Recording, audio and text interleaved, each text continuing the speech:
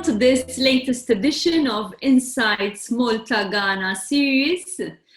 Today with our resident guest, Christopher Busutil-Delbridge, who is the Managing Director of Evolve Limited. We have the pleasure to welcome Mr. Herbert Friese, who is the General Manager of Dutch & Co., a Ghana-based company, together with Mr. Matthew Spiteri from Maltese company Altern Limited. And co-hosting this session with me is business consultant Nadia Patch. Welcome, everyone. Thank you. Welcome. Perhaps as is now customary, we can start off with a little bit of an introduction and also maybe understanding the background of our guests. Perhaps we can start with you, Herbert. Would you like to tell us a little bit about your background and your work in Ghana and also the mission and vision of your company? Good. Good morning, all.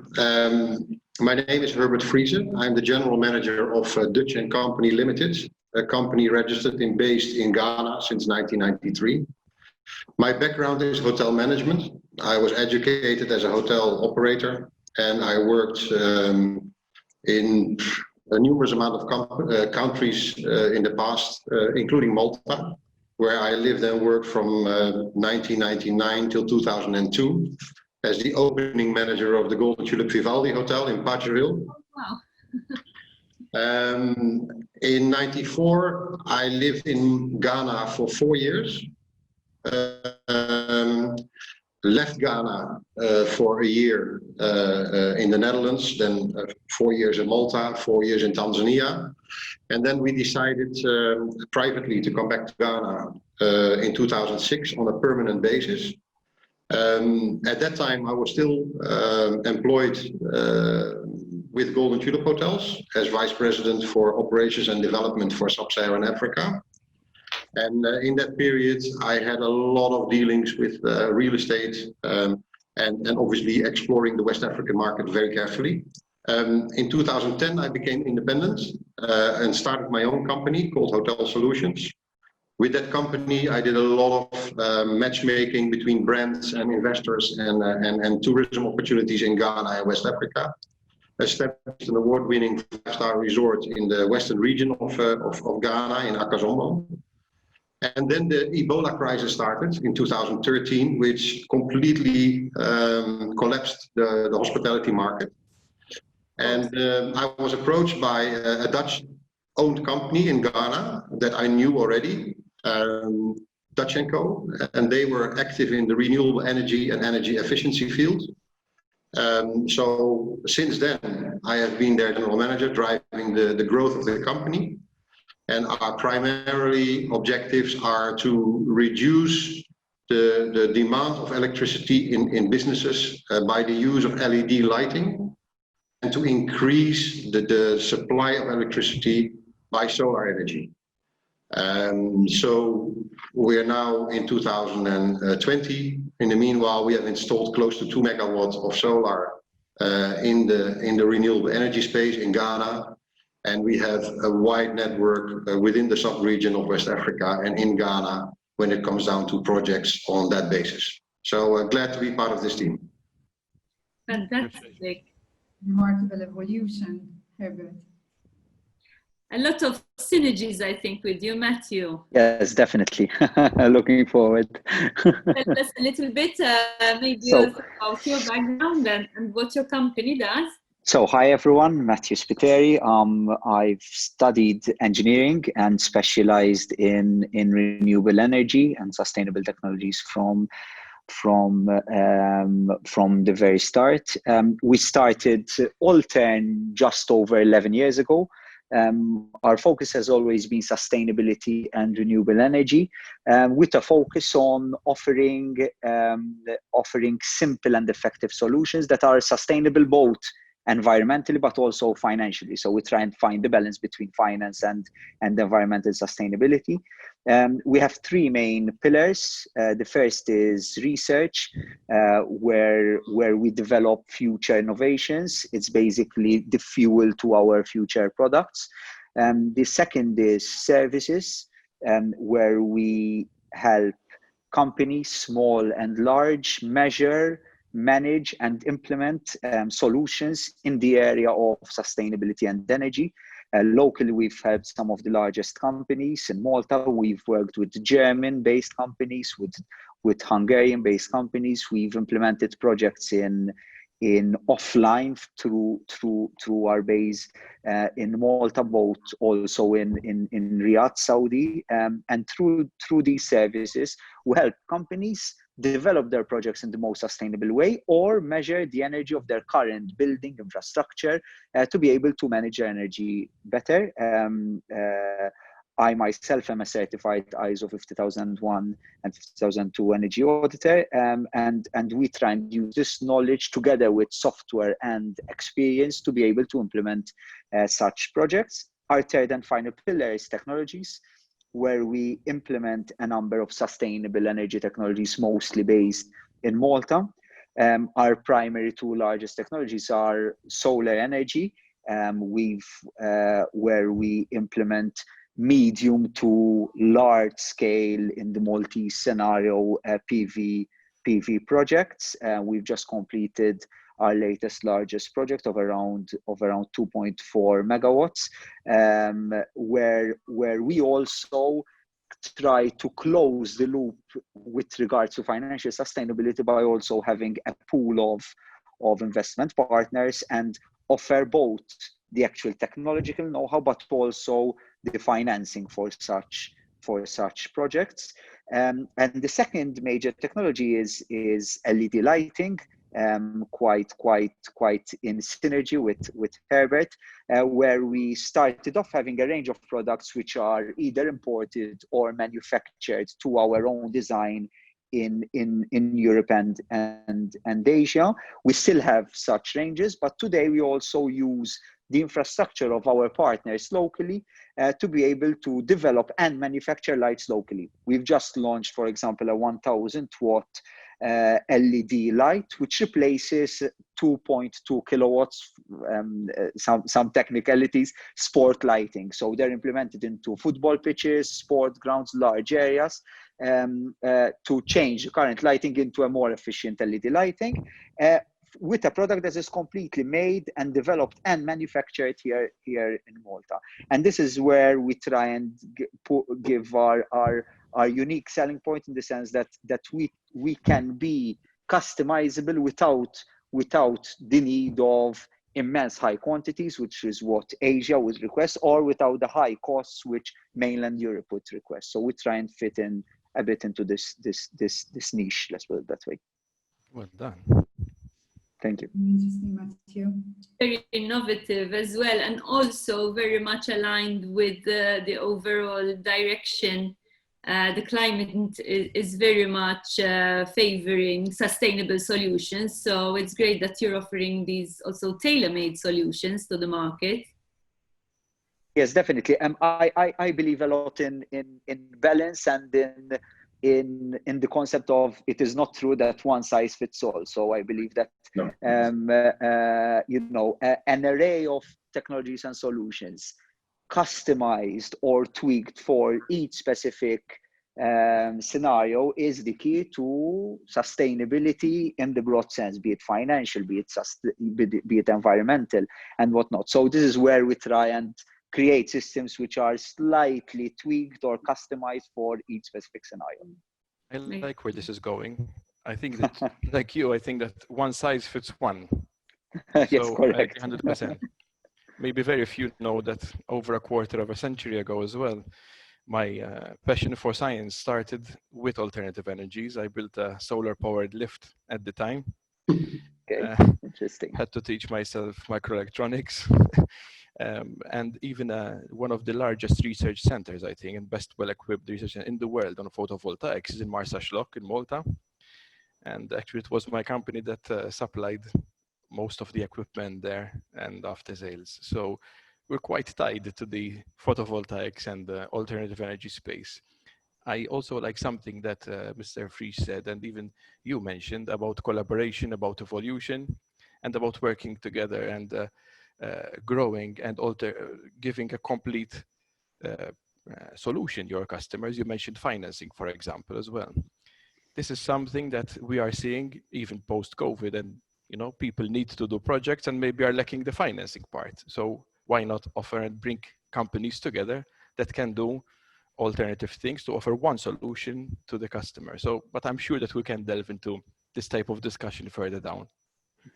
Certainly. Matthew, you are primarily based in Malta, right? But you mentioned exploring as well different markets. Yes. I wanted to ask, perhaps as well, Chris, you can share your experience in this regard. How valuable and how useful are trade missions to explore working in different spaces, in different jurisdictions? Shall I start? Okay. So to me, it's great. It's the first thing that you need to do, but it's also what you make out of them. I mean, if there are 50 people on a trade mission and 40 are not doing their research before and their follow-ups afterwards, might as well go for a holiday. So you need to, work for that trade mission and make the bet. But they do offer a great opportunity, safety in numbers, and you're introduced to people that you wouldn't have the chance to be introduced to or to meet if you go alone for the first time. An unknown country, so the risk is reduced drastically, or eliminated, you can say. So yes, trade missions are a great start. I joined the first and second trade mission that happened to Ghana. And if there's a third, I will join it as well, even though I've been innumerable times to Ghana in the meantime. But you can never network enough. If I may, yes, we've been, so primarily our business has been based in Malta, or as I've explained, working offline with clients from different countries, offsite from the actual point of implementation. But we are in a process, especially when it comes to lighting, to internationalize. I haven't mentioned, we've just launched just a few months ago, we've just launched a new brand called shapelamp.com.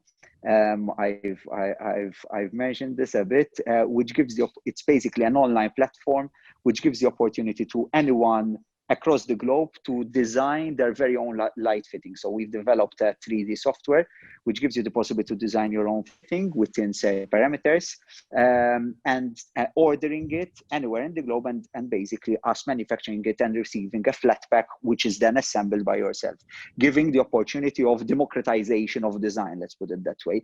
And through these ventures, we are looking at internationalization, including Ghana. We haven't been to a specific trade mission yet in Ghana, but we are looking forward to visiting. We believe in the power of networking. I think it is key. As humans, it is key to network, but even more so when it comes to business. So yes, definitely open to collaboration. I believe a lot in collaborating with companies already based in the scenario. That is why I see great possibilities to discuss with Herbert. And so the power of networking and having key individuals in being knowledgeable on the subject, and also based or having already experience and knowledge of the area is I believe key. And why initially, Matthew, were you interested in Ghana in particular?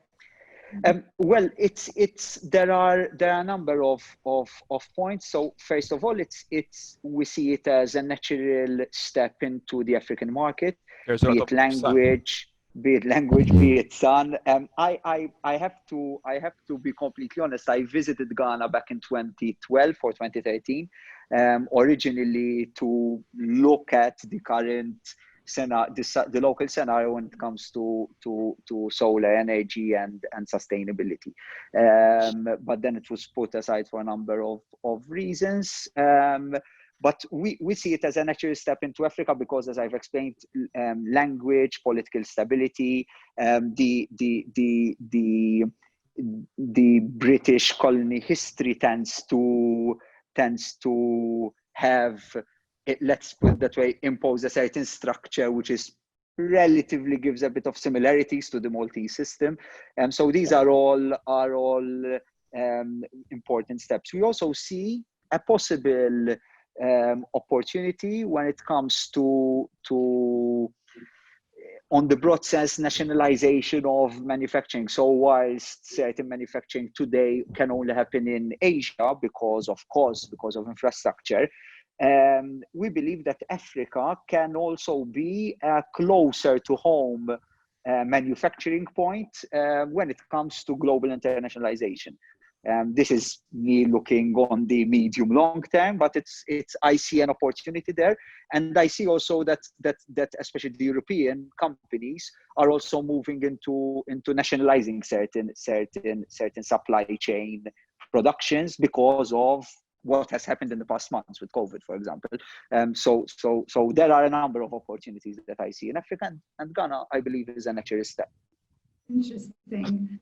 Herbert, you've been to Malta and you know Malta very well as well, and you've been in Ghana now for a good number of years. What do you think are the synergies between both countries for a business First and foremost, I think there are a lot of similarities. I mean, Maltese are very entrepreneurial. Likewise, the West African and the Ghanaian population. Education is high on the agenda of the countries, both. I think both countries serve as a hub to their respective client markets. I mean, Malta is strategically located between Europe and North Africa and the Middle East. I mean, Ghana is the hub both by sea and by air for West Africa. And I think where the interesting part is for companies to look at Africa in general, but Ghana specifically, is the enormous growth in population. I mean, the population growth in countries like this grow with 2.5 to 3% every year. So that means that the consumer market keeps on growing exponentially. And we don't have, the population here is predominantly young. So that means there's a lot of future prospects for people to buy your products or to use your services. I think where the areas of interest would be energy, obviously. If I listen to Matthew, then it's clear that, for example, companies like Dutch & Co, who tap into the technical development of products, the manufacturing base that Matthew's company provides, that we don't provide. I mean, currently the cost of manufacturing in Ghana is still relatively high. This is due to high electricity costs. There is a lot of labor, but skilled labor is the challenge, whereby people are educated in the field. And it's a big country. So to get from, I remember driving on a Sunday afternoon around Malta for 45 minutes. But if I drive 45 minutes here, I may have done 300 meters because of the traffic congestion.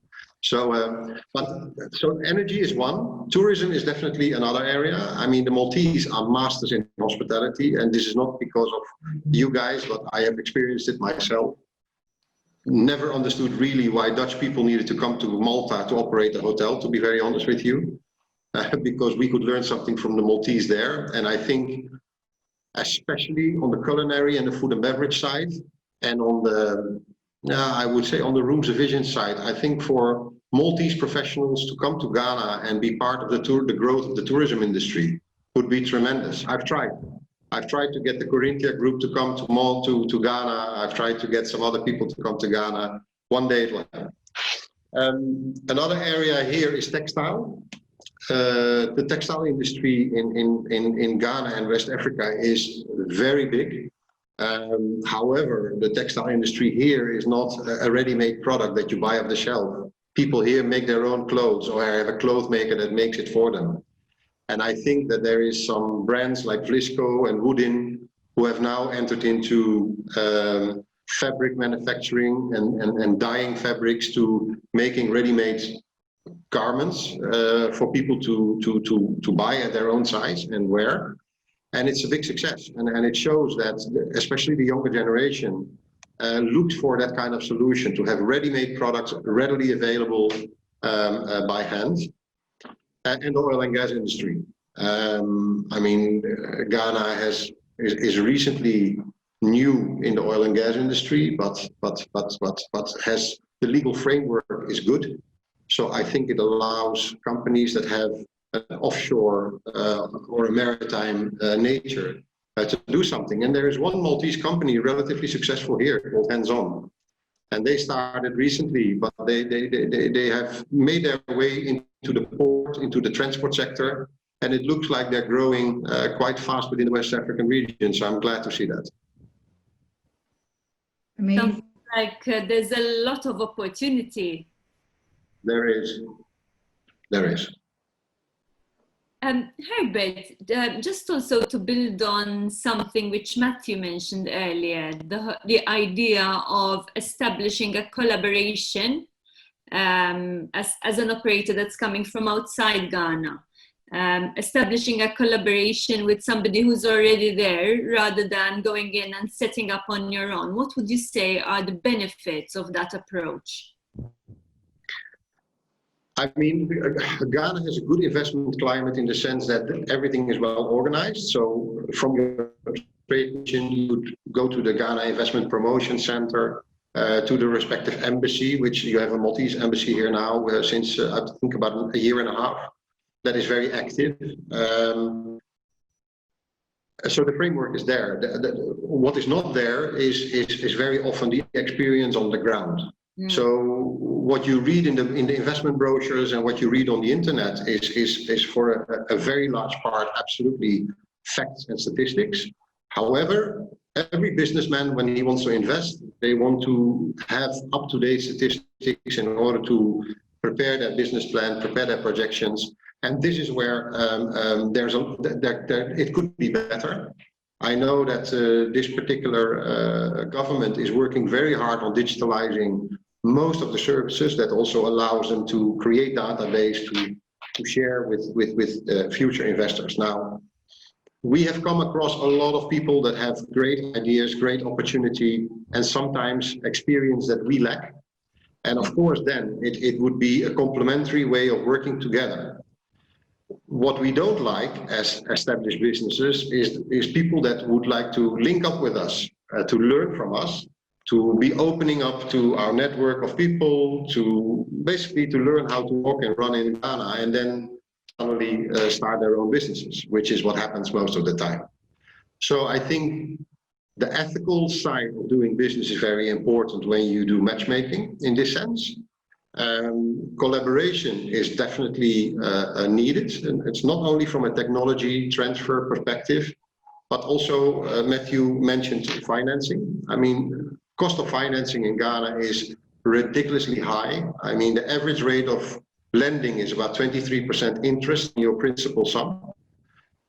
So you can imagine that if you develop solar projects, for example, that need quite a lot of intensive capex in order to start the project, the access to capital is very little. So we depend on mostly foreign funds that have that we work with to create so-called PPA agreements, whereby we act as the EPC contractor and the O&M contractor, and whereby the other part, the PPA partner, works on the financing side and attracts financing at a lower interest rate, and therefore give a very attractive offer to the client.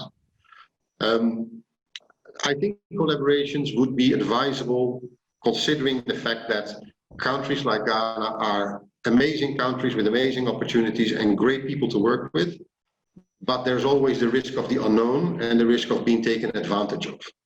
And I think therefore it is good to hold trade missions. What lacks in trade missions very often is that there's not a wide spectrum of people. Very often it's like, okay, I know this person or I know this company, so therefore let's link them together. But there's actually quite a lot going on which is informal in Ghana. And that is actually how I know Malta from 20 years ago. A very informal and entrepreneurial business climate, whereby the rules needed to be written by people that had the right intention of doing the right business. And if you're willing to work on that premise, The world is your oyster here. I met my best contacts in Ghana at the airport in Schiphol on my way to Ghana. Yeah. So then you develop that, you know, so you have to be in it to win it. That's it. Otherwise. And you need to be present. Ghana is not a business climate that you can operate on remote. No way. You need to be hands-on, in the business, On the be ground. there regularly, and surround yourself with people that you can trust. Which is, I mean, it's all over the world. It's like that. It's not only between Ghana and Malta. That's the principle of business, but it's an important factor. And I've said on other. Sorry, go ahead. No, Roberta. To stick to your question, the advantage of stepping into a driving car, so to speak, is also that you don't necessarily have to invest the foreign direct investment that you normally need to do when you set up a company from scratch. The investment laws in Ghana are very protective of Ghanaian businesses. That is logical. But over the years, the amount of money that you need to invest, which, by the way, you can use as capital requirement once you are established. So it's not money lost. It's purely an investment that you need to put ahead of your earnings. Is steep. And especially if you want to be a trading company, whereby you have the rights to import and export goods. It can go up to €1 million, €1.5 million before you can actually start business. So it is stepping into an existing business or partnering with an existing business could save you an enormous amount of upfront capital. So there's a very tangible benefit there, because perhaps the other benefits are extremely important as well, but perhaps one is difficult to quantify, whereas this is a very tangible, quantifiable benefit. Thank you for sharing valuable insights, Herbert, I must say. Matthew, I think even yourself, you mentioned about the value of collaboration. And similarly, would you like to add something or share anything about what one should be careful about, or the three most important things when you're looking to collaborate with someone or find the right partner? Let's start off with an important point following what Herbert has explained. Unless you're a super multinational, a Coca-Cola or anything of the likes, collaboration is the only key to grow. We are quite against the silo effect, which unfortunately sometimes Malta suffers from, and we believe that you get the people who are either experts in the area or experienced in the area to do the respective jobs, and that is, I think, our golden rule, whereby we collaborate on things that offer synergy, that can benefit both. There's also an aspect of trust. There's also an aspect of ethics, and it's not always easy. I think we've all been let's say, bitten or had our own fair share of negative experiences with collaborations. But I think in the overall picture, the end result is that overall the average is a positive one, and it's key to really collaborate. Especially when it comes to moving to other countries. Yes, Herbert, I agree completely with you that it's we've sat on Herbert's seat here in Malta numerous times, whereby foreign companies, foreign suppliers, foreign manufacturing companies who are looking at moving to Malta because of the economic climate that we've been experiencing for the past years, move into Malta and look at opening shop here in Malta or establishing business here in Malta, and given they might be in our sector, approach us and whatnot. And yes, a number of times you get people, fishing around and then, jumping on the bandwagon and taking on their own route. But this happens. So we're us having been on the other end of the stick, we understand even more the importance of correctly collaborating with local partners such as Herbert and the likes to be able to implement projects, especially outside of the country. So. Yeah, there's a saying in Africa: if you want to go fast, you need to go alone. If you want to go far, you need to go together. Simple. Amen. Correct. I agree. Everything I'm hearing is music to my ears. I mean, I confirm everything that Herbert said. It's exactly been my experience on the ground as well.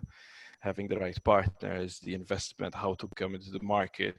And I'm very impressed with what both speakers today, Matthew and Herbert, the way they're sharing their personal experience and the practicality of their tips. I mean, completely open, very down to earth, well done. Thank you so much. I can only confirm and agree, especially this last point about the collaboration. This is the way to go. I've been harping on this, not only between Malta and Ghana, but even companies in between themselves, business clusters that make sense. Yeah. Someone brings the financing, someone brings, the M&Es, someone brings the construction, and together we create a complete project.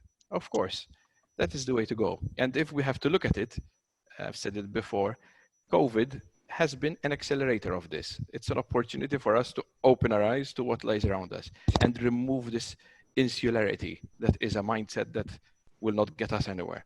I'm very pleased to hear that everyone is aligned today. In fact, we didn't have to ask much or say much.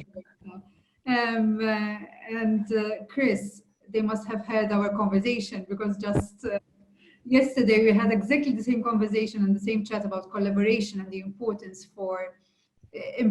how important it is for businesses, especially the ones based locally, when they have complementarity of services or products, to collaborate together and find ways of taking the product elsewhere. So we thank you very much for being with us definitely today, and for joining us and for sharing those interesting insights, very valuable, very practical, as Chris mentioned.